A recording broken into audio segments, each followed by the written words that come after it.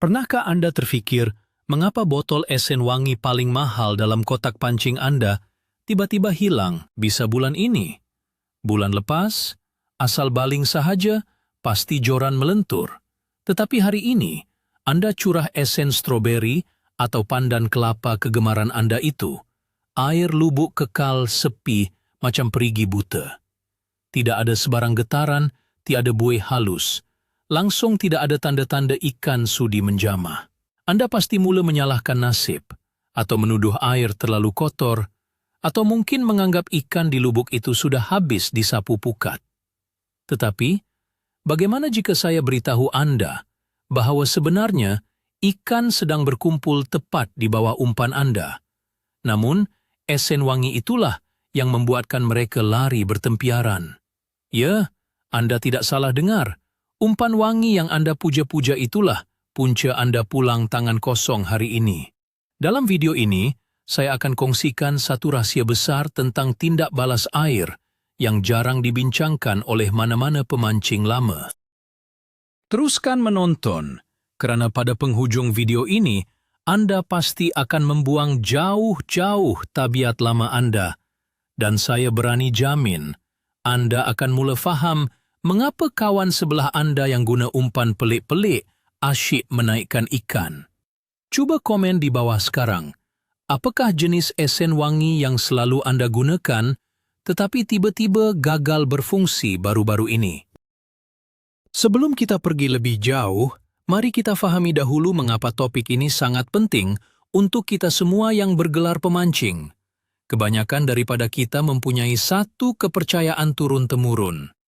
Jika sesuatu resepi umpan itu berjaya, membuahkan hasil yang lumayan, kita akan terus menggunakannya setiap kali turun memancing. Kita sanggup menghabiskan ratusan ringgit untuk membeli pelbagai perisa manis dan wangi, kerana deria manusia kita menganggap bau yang sedap pada hidung kita, pasti sedap juga pada deria ikan. Kita buat perkara ini bertahun-tahun lamanya, tanpa menyadari bahwa alam sekitar sentiasa berubah-ubah. Bulan ini adalah bulan yang sangat kritikal. Kita sedang berada dalam fasa peralihan cuaca. Sekejap panas terik berdenting, tiba-tiba hujan lebat mencurah-curah pada sebelah petang. Angin bertukar arah, dan awan mendung sentiasa berarak. Disinilah letaknya kesilapan kita yang paling besar. Kita melayan ikan di dalam air yang sedang berkocak, suhu dan kimianya, dengan cara yang sama seperti kita memancing pada musim panas yang stabil. Kita terlupa bahwa ikan bukanlah manusia. Ikan tidak mempunyai selimut untuk memanaskan badan, dan ikan tidak boleh lari dari perubahan kualiti air. Apabila cuaca berubah, sistem badan ikan dan cara bau tersebar di dalam air akan berubah 100%. Mari kita bongkar satu persatu 20 sebab mengapa umpan wangi Anda menjadi racun pada bulan ini. Mari kita mulakan dengan senario yang paling kerap berlaku kepada kita semua. Bayangkan suasana awal pagi di tepi sebuah tasik. Kabus masih tebal terapung di atas permukaan air. Anda dengan penuh semangat membancuh dedak bersama esen wangi pandan dan sedikit sirap stroberi. Baunya sungguh menusuk hidung, sangat wangi dan menyelerakan. Anda kepal umpan besar-besar, baling tepat ke lubuk yang biasa Anda pacak, dan duduk menanti dengan sabar. Sejam berlalu, 2 jam berlalu, pancing Anda langsung tidak bergetar. Apa yang berlaku sebenarnya di bawah sana? Pada bulan peralihan cuaca sebegini, suhu air pada waktu pagi menurun dengan sangat drastik berbanding bulan-bulan sebelum ini. Apabila suhu air menjadi sejuk, molekul esen wangi yang berasaskan minyak atau sirap manis tidak akan dapat larut dan tersebar dengan baik. Ia akan membeku dan berkumpul setempat menjadi satu ketulan bau yang teramat kuat dan pekat. Ikan mempunyai deria bau yang sangat sensitif. Apabila ikan menghampiri umpan Anda yang sejuk dan padat dengan bau manis itu, ia ibarat Anda disuruh menelan sebotol minyak wangi. Ikan akan merasa terancam dengan kepekatan bau yang tidak natural itu, dan terus berenang menjauhi kawasan tersebut tanpa sedikit pun keinginan untuk merasa umpan Anda. Seterusnya, kita mesti memahami kesan langsung hujan yang tidak menentu terhadap kualiti air di lubuk kegemaran kita. Pada musim peralihan, hujan selalunya turun secara tiba-tiba dan membawa bersama pelbagai sisa dari daratan. Hujan ini bersifat sedikit berasid. Apabila air hujan yang berasid ini bercampur dengan air sungai atau tasik, tahap keseimbangan asid atau pH air akan berubah secara mendadak. Inilah rahasia kimia yang ramai tidak ambil peduli. Apabila Anda mencampurkan esen wangi yang mempunyai kandungan gula buatan ke dalam air yang berasid tinggi, satu tindak balas kimia akan berlaku di dalam air tersebut. Bau wangi buah-buahan atau kek yang Anda harapkan itu akan bertukar menjadi bau masam yang sangat pelik dan tajam kepada deria ikan. Bayangkan Anda sedang berbual dengan rakan di tepi tebing sambil menunggu ikan makan. Anda yakin umpan Anda wangi. Tetapi bagi ikan di dasar air, umpan Anda berbau seperti sisa makanan yang sudah basi dan beracun. Ikan sangat sensitif kepada perubahan pH air, dan bau asing yang dihasilkan oleh tindak balas asid dan esen wangi ini sudah cukup untuk membuatkan seluruh kawanan ikan lari meninggalkan lubuk tersebut. Mari kita sentuh pula tentang satu fenomena fisikal air yang dipanggil lapisan suhu pembahagi. Pada bulan di mana cuaca sekejap panas, sekejap hujan, air tasik dan sungai akan terbahagi kepada beberapa lapisan suhu yang berbeza. Lapisan atas mungkin suam akibat pancaran matahari, manakala lapisan bawah kekal sangat sejuk dan padat. Di antara lapisan ini, wujud satu dinding halimunan yang menghalang pergerakan air. Apabila Anda membaling umpan wangi Anda ke dasar sungai, esen tersebut hanya terperangkap di bahagian bawah dan tidak dapat naik ke atas untuk memanggil ikan yang mungkin sedang berenang di lapisan tengah atau atas mencari kawasan yang lebih hangat.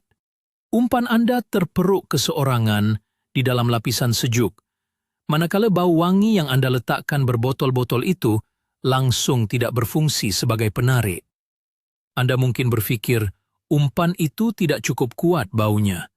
Lalu Anda tarik semula pancing dan tambah lagi pati wangi.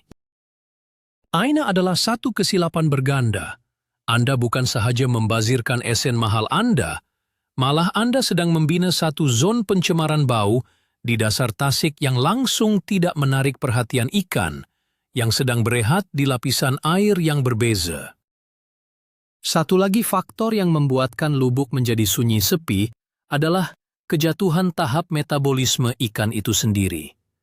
Kita selalu berbual sesama pemancing tentang ikan yang kurang aktif, tetapi adakah kita benar-benar faham kenapa? Apabila berlaku peralihan cuaca, tekanan atmosfera berubah turun naik dengan gila. Ini memberikan tekanan langsung kepada pundi renang ikan.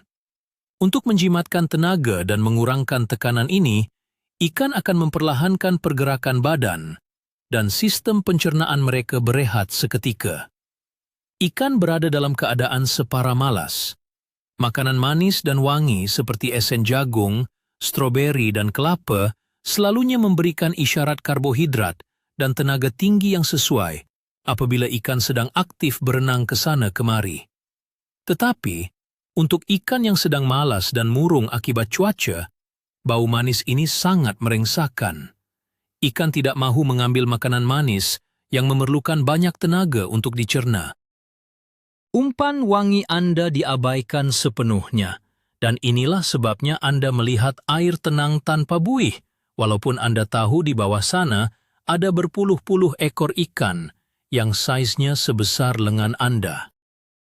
Pernahkah Anda perhatikan keadaan fisikal air selepas hujan lebat pada musim peralihan ini? Air sungai yang biasanya jernih atau kehijauan bertukar menjadi keruh pekat seperti teh tarik. Arus membawa lumpur, daun mati dan sisa tanah merah dari hulu. Dalam keadaan air yang sangat keruh dan berlumpur ini, penglihatan ikan merosot hampir kepada sifar. Ikan terpaksa bergantung sepenuhnya kepada deria garisan lateral di badan mereka dan keupayaan menghidu yang tajam. Namun, lumpur dan tanah liat yang terampai di dalam air mempunyai molekul bau tanah yang sangat kuat dan dominan. Bau esen wangi yang nipis dan lembut, seperti perisa vanila atau pisang, akan terus tenggelam dan diserap oleh zarah-zarah lumpur ini. Umpan Anda menjadi lut sinar dari segi bau. Ikan yang lalu di sebelah umpan Anda pun tidak akan menyadari kewujudannya, karena baunya telah disembunyikan oleh bau selut yang tebal. Menggunakan esen wangi dalam air keruh berlumpur bulan ini, ibarat berbisik di tengah-tengah konsert rock. Walaupun Anda menjerit sekuat hati, atau meletakkan separuh botol esen sekalipun, message Anda tidak akan sampai kepada sasaran. Sekarang mari kita bercakap tentang kitaran makanan semula jadi yang berlaku semasa musim peralihan cuaca. Hujan lebat yang sering turun pada waktu petang akan membasuh tebing-tebing sungai dan tasik. Proses ini akan menghanyutkan berjuta-juta cacing tanah, ulat, cengkerik, dan pelbagai serangga kecil ke dalam air. Ikan secara semula jadi mengetahui bahwa musim hujan adalah musim pesta protein daging, bukan pesta buah-buahan manis. Otak mereka telah diprogramkan untuk memburu bau hanyir, bau masam darah, dan bau protein serangga yang dihanyutkan arus. Apabila Anda melontar umpan dedak yang dicampur dengan esen wangi buah-buahan pada waktu sebegini, ia sangat bertentangan dengan naluri kelangsungan hidup ikan. Ikan sedang menanti hidangan daging yang hanyir untuk membina lemak sebagai persediaan menghadapi musim tengkujuh yang lebih ekstrim. Namun Anda menyajikan mereka dengan bau kek cawan manis. Tidak hairanlah umpan wangi Anda dipulaukan 100%. Pemancing lama sering berkata, ikutlah rentak alam, jangan paksa alam ikut rentak hidung kita. Inilah maksud sebenar kiasan tersebut. Keadaan sunyi di lubuk juga sering berpunca daripada satu tabiat buruk yang sukar dikikis oleh kita semua, yaitu sindrom lebih banyak lebih bagus. Bayangkan Anda sudah menunggu 3 jam tanpa sebarang tarikan. Kawan di hujung sana pula baru sahaja mendaratkan seekor ikan sais mega. Hati Anda mula panas. Anda angkat joran, buang umpan lama, dan kali ini Anda tuang esen wangi melimpah-limpah ke dalam bekas adunan dedak. Anda gaul rata-rata sambil berharap bau kuat ini akan menarik perhatian ikan. Anda lontar ke lubuk dengan harapan tinggi menggunung. Tetapi hakikatnya, Anda baru sahaja membunuh peluang terakhir Anda pada hari itu. Dalam keadaan air yang sedang tidak stabil suhunya, lebihan pati wangi tiruan akan mencipta satu medan toksik di sekeliling mata kail Anda. Terlalu banyak esen akan menyebabkan rasa umpan bertukar menjadi pahit kimia yang melampau. Walaupun bau itu menarik perhatian ikan dari jauh, sebaik sahaja ikan mendekati dan merasai dengan bibirnya, rasa pahit dan pijar kimia itu akan membuatkan ikan meludah semula umpan tersebut dan lari ketakutan. Lubuk yang sunyi tadi akan kekal sunyi sampai ke petang. Mari kita telusuri pula faktor oksigen terlarut di dalam air. Semasa peralihan cuaca mendung yang berpanjangan bermaksud kurangnya pancaran cahaya matahari menembusi permukaan air. Tumbuh-tumbuhan akuatik di dasar tasik tidak dapat melakukan proses fotosintesis dengan sempurna, menyebabkan kadar penghasilan oksigen menurun. Pada masa yang sama, penguraian bahan organik akibat hujan terus menggunakan baki oksigen yang ada. Hasilnya, kandungan oksigen di dasar air menjadi sangat rendah. Ikan terpaksa berenang naik ke lapisan atas atau mencari kawasan aliran air yang menghempas batu semata-mata untuk bernafas. Apabila ikan sedang tercungap-cungap mencari oksigen, mencari makanan jatuh ke tangga kedua dalam keutamaan mereka. Jika Anda menggunakan esen wangi yang halus baunya, ia tidak mempunyai daya tarikan yang cukup kuat untuk memaksa ikan yang sedang lemas ini turun ke dasar untuk makan. Ikan memerlukan perangsang bau yang sangat menyengat dan agresif, seperti bau pemeraman atau hanyir pekat untuk mencetuskan naluri rakus mereka dalam keadaan oksigen yang terhad ini. Wangian manis hanya akan dibiarkan berlalu begitu sahaja. Adakah Anda sadar bahwa esen wangi yang dijual di pasaran selalunya dihasilkan menggunakan bahan pelarut berasaskan alkohol atau propilena glikol? Bahan pelarut ini sangat cemerlang dalam menyebarkan bau semasa air panas dan stabil. Tetapi, apabila air bertukar sejuk dan dipenuhi keladak hujan secara tiba-tiba, sifat pelarut ini berubah. Apabila umpan cecair beralkohol ini menyentuh air yang sejuk, ia akan meruap dengan terlalu pantas pada saat-saat awal, menghasilkan letupan bau wangi secara mengejut, sebelum hilang sepenuhnya dalam masa kurang dari 15 menit. Selepas itu, umpan Anda yang duduk di dasar sungai hanya tinggal ketulan dedak kosong tanpa sebarang aroma. Anda duduk berjam-jam menyangka umpan masih wangi menggiurkan, padahal ikan yang lalu lalang hanya melihat ketulan tanah biasa. Kegagalan menyeimbangkan ketahanan bau umpan dalam cuaca yang bertukar gila ini adalah punca utama mengapa kita bangau di tepi tasik. Kita rasa kita sudah buat yang terbaik, tetapi sains bahan pelarut itu sendiri telah mengkhianati usaha keras kita. Saya sering berbual dengan pemancing veteran di tepi sungai, dan ada satu perkara yang selalu mereka tekankan yang ramai budak baru belajar pandang remeh. Kita selalu berpegang kepada resepi sihir kita. Jika esen nangka berjaya bulan lepas, kita percaya ia adalah resepi mutlak. Kita tolak ke tepi faktor alam. Pemancing veteran yang bijak tidak akan pernah bergantung kepada satu jenis esen sahaja sepanjang tahun. Mereka tahu membaca permukaan air. Apabila angin peralihan mula bertiup kuat, menterbalikkan ombak kecil dan mengocak permukaan tasik, arus pusar kecil akan terbentuk di dasar air. Umpan yang wangi manis ini sifat molekulnya ringan. Arus pusar ini akan mencuci bersih umpan Anda, mencuri bau wangi tersebut dan membawanya jauh ke tempat lain, mungkin ke kawasan rebah, di mana pancing Anda tidak mampu capai.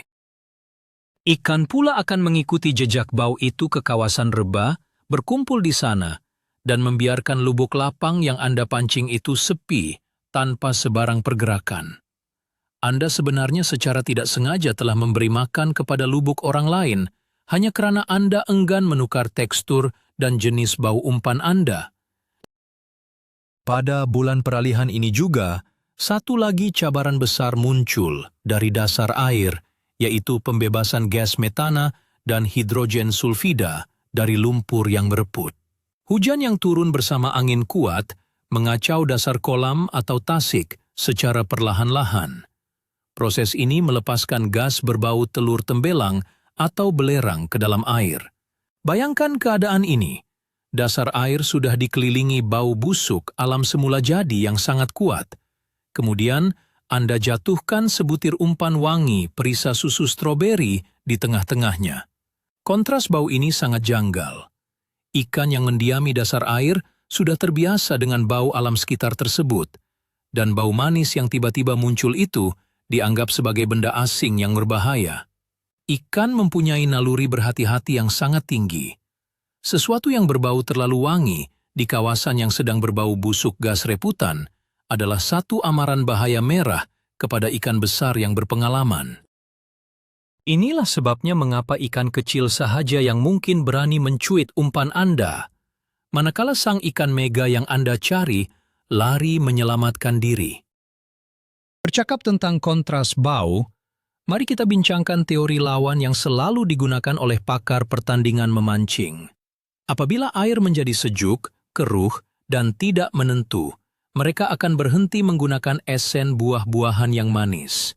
Sebaliknya, mereka akan beralih kepada bau yang tajam, tengik, masam, atau hanyir. Kenapa? Karena bau-bau seperti bawang putih, pati udang, belacan, atau dedak masam yang diperam berhari-hari mempunyai struktur asid amino yang jauh lebih kukuh. Bau ini mampu memotong ketumpatan air sejuk dan menembusi selut dengan sangat berkesan. Bau hanyir atau masam meniru profil asid amino semula jadi, sumber makanan ikan.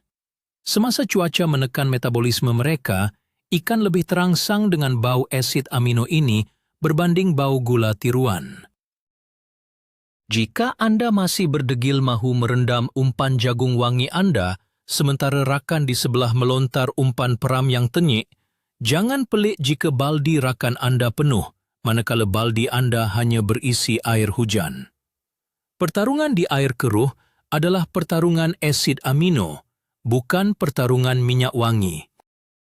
Satu lagi pemerhatian menarik ialah pergerakan kawanan ikan kecil. Dalam cuaca stabil, umpan wangi sangat bagus untuk mengumpulkan ikan kecil, yang kemudiannya menarik perhatian ikan pemangsa yang lebih besar ke lubuk Anda. Rantaian makanan ini berlaku dengan lancar.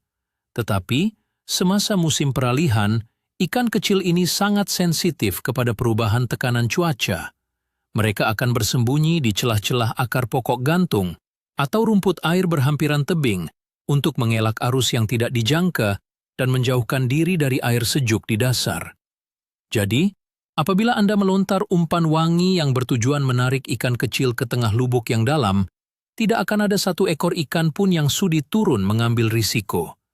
Tanpa kehadiran anak ikan yang mengerumuni umpan Anda, ikan besar yang berada berhampiran juga tidak akan menyadari kawasan tersebut sebagai zon makan. Strategi umpan wangi Anda rumbuk sepenuhnya, kerana rantaian komunikasi makanan semula jadi di dalam lubuk itu telah pun terputus akibat ketakutan anak-anak ikan terhadap cuaca yang buruk. Kita juga tidak boleh mengabaikan tentang kesan cahaya lias pada permukaan air semasa cuaca mendung dan hujan. Warna umpan yang sering dicampurkan bersama esen wangi memainkan peranan penting. Selalunya kita akan mewarnakan umpan wangi dengan warna terang seperti merah, kuning, atau hijau pendar fluor. Masalahnya, di bawah langit gelap dan awan mendung bulan ini, spektrum cahaya yang menembusi air bertukar menjadi kelabu suram. Warna merah akan kelihatan seperti hitam pekat di dasar air. Umpan wangi terang Anda bukan sahaja hilang keupayaan baunya kerana air sejuk, tetapi ia juga kelihatan seperti batu arang yang tidak menyelerakan. Ikan lebih gemar mematuk sesuatu yang berkilat atau mempunyai kontras warna yang natural, seperti putih ulat atau coklat tanah pekat pada waktu kurang cahaya ini. Kombinasi bau manis yang beku dan rupa bentuk hitam legam menjadikan umpan wangi Anda gagal sepenuhnya dalam semua deria yang dimiliki oleh ikan di dalam tasik tersebut. Ada juga kes di mana pemancing mencampurkan esen wangi ke dalam roti. Roti adalah medium yang sangat menyerap, ibarat span basah. Memang benar roti sangat cepat kembang dan menarik ikan dalam keadaan normal.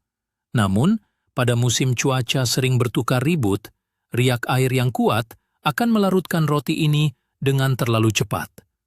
Lebih teruk lagi, esen wangi yang terperangkap dalam tekstur roti akan dilarutkan ke dalam air sekeliling tanpa sempat meninggalkan sedikit pun bau pada sisa roti yang cangkuk pada mata kail. Ikan yang tertarik dengan sedikit bau yang ditiup arus akan datang, tetapi mendapati umpan pada mata kail sudah tawar dan tidak mempunyai rasa. Ikan hanya akan menyedut bau wangi di sekeliling air tanpa menyentuh mata kail Anda. Anda mungkin melihat pelampung bergoyang-goyang halus, membuatkan jantung Anda berdegup kencang, tetapi bila disentap, tiada apa-apa. Itu hanyalah ikan yang bermain dengan cebisan umpan tawar, membazirkan masa Anda di tepi tebing, sedangkan lubuk sebenarnya meriah dengan ikan yang sedang mempermainkan Anda. Pernahkah Anda memikirkan tentang tahap ketegangan permukaan atau surface tension air pada hari cuaca beralih? Hujan gerimis dan angin berterusan mengubah ketegangan permukaan air secara mikroskopik. Bagi Anda yang suka menggunakan esen wangi berasaskan minyak untuk apungan atau umpan gantung, inilah berita buruk. Minyak wangi ini tidak akan dapat memecahkan ketegangan permukaan air yang dikacau oleh hujan. Ia akan bersepah dan berkumpul menjadi tompok-tompok minyak di tepi tebing, ditolak oleh angin ombak kecil. Lubuk tengah yang Anda harapkan wangi itu sebenarnya bersih daripada sebarang bau umpan Anda. Anda pikir Anda sedang mengumpan ikan di dasar lubuk pertengahan Tasik, tetapi secara realitinya, bau wangi umpan Anda sedang berkumpul di celah semak di tepi kaki Anda sendiri. Tidak mustahil ikan lari dari tengah Tasik dan berkumpul di tepi tebing mencari punca bau tersebut, meninggalkan joran panjang Anda yang menjangkau jauh ke tengah Tasik dalam keadaan sunyi sepi dan mengecewakan. Mari kita tinjau psikologi ikan yang sedang mengalami tekanan atau stres akibat cuaca. Ikan yang stres sangat curiga. Deria mereka berada pada tahap maksimum kewaspadaan. Dalam dunia liar, bau manis wangi yang kuat jarang sekali wujud secara meluas, melainkan ada buah-buahan hutan yang jatuh. Apabila Anda meletakkan esen pisang atau pandan dalam kuantiti yang besar, menggunakan pelarut kimia di lubuk yang tiada pokok buah-buahan berhampiran, ia menimbulkan satu janggalan ekologi yang menakutkan. Ikan tidak mengenali punca bau tersebut sebagai makanan yang selamat. Ikan gila atau ikan stres bulan ini lebih rela kelaparan dari mengambil risiko memakan umpan yang profil baunya kelihatan seperti satu perangkap manusia. Kita sering marah apabila memancing pada hari mendung dan ikan tidak makan. Namun kita lupa bahwa hidangan yang kita sajikan itu ibarat menyuruh manusia yang sedang mabuk laut untuk menelan sepotong kek keju yang sangat manis. Tekak pasti akan menolak 100%. Jadi apa yang perlu Anda perhatikan apabila mula membancuh umpan di tepi air bulan ini? Perkara pertama yang saya buat apabila sampai di port adalah mencelup tangan ke dalam air. Rasai suhu air tersebut. Jika air terasa sangat sejuk berbanding suhu udara di luar, itu adalah tanda pertama, amaran supaya Anda menyimpan botol esen wangi itu kembali ke dalam beg.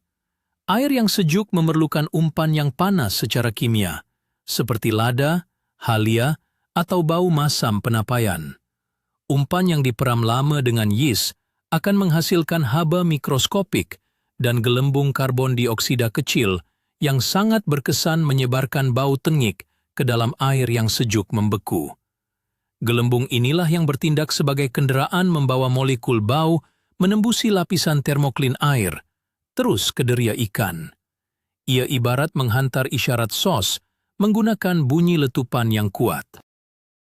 Ikan dari jauh akan segera menjejak gelembung dan bau masam ini, karena ia memberikan isyarat makanan semula jadi yang mudah dihazam dan penuh dengan probiotik yang melegakan perut mereka. Jika Anda berbual dengan para pemancing tegar yang hidup separuh mati di tepi kolam bayar atau sungai liar, mereka tahu rahasia peralihan ini. Mereka tidak membuang terus esen wangi, tetapi mereka mengubah cara persembahan.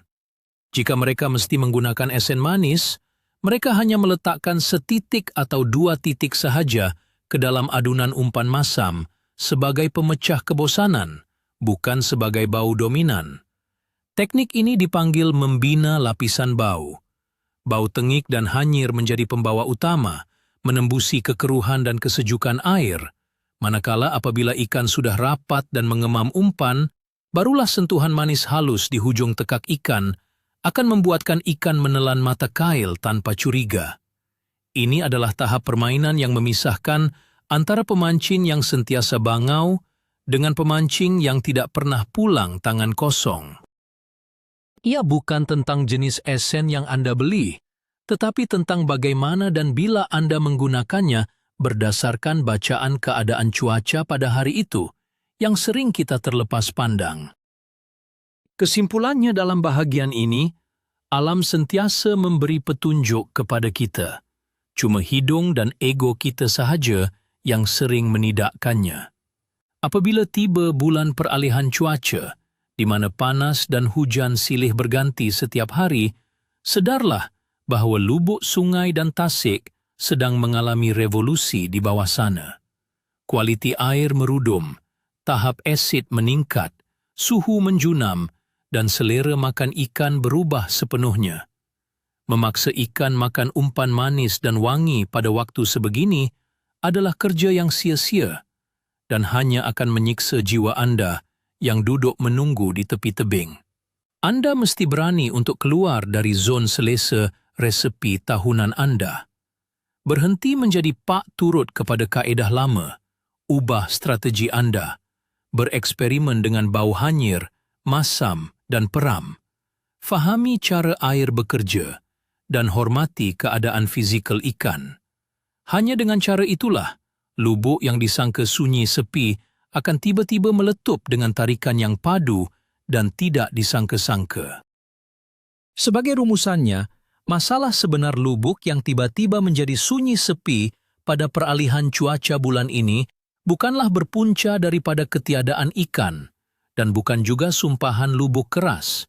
Perkara yang paling mengejutkan dan menjadi titik tolak kesilapan kita semua adalah kedegilan kita sendiri untuk terus bergantung kepada esen wangi yang mematikan, selera ikan dalam air yang sejuk, berasit dan keruh. Umpan yang wangi di hidung kita sebenarnya bertukar menjadi isyarat bahaya dan toksik yang menghalau ikan pergi jauh. Kefahaman baru ini pasti akan mengubah corak pemikiran dan pendekatan Anda pada masa akan datang. Apabila Anda mula mencampurkan strategi bau hanyir dan peram mengikut rentak alam dan suhu air, Anda akan melihat perubahan yang luar biasa di hujung joran Anda. Terima kasih yang tidak terhingga saya ucapkan kepada Anda kerana sudi meluangkan masa menonton analisis mendalam ini sehingga ke akhir. Jika Anda rasa maklumat yang saya kongsikan ini berjaya membuka mata dan memberi manfaat besar kepada teknik pancingan Anda, sila bantu saya dengan menekan butang langganan, berikan satu tanda suka yang padu, dan pastikan Anda meninggalkan komen di bawah. Saya ingin tahu dari Anda semua, jika esen wangi kesayangan Anda gagal berfungsi, apakah jenis umpan tengik atau hanyir rahsia yang akan Anda gunakan sebagai senjata penyelamat? Mari kita rancakkan perbincangan di ruangan komen.